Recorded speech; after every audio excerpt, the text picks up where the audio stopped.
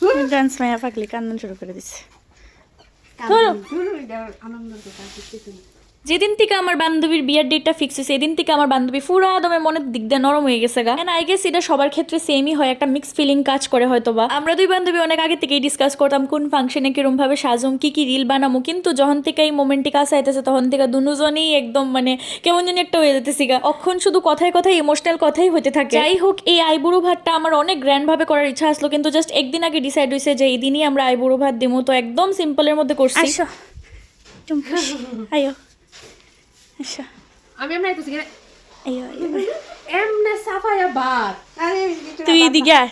আমি তো জীবনে খাইতাম না। দুজনেরই টাইম মিলতা ছিল না, তাইরও অনেক দিকে নিমন্ত্রণ আসলো, তো আগের দিন সন্ধ্যার সময় ডিসাইড হয়েছে যে তাইরা বুড়ো ভাত দিমো। একদম কম টাইমের মধ্যে আমি সবকিছু নিজেই রেডি করছি, তোমরা জানাও কেমন লেগেছে তোমার এটা ডেকোরেশনটা।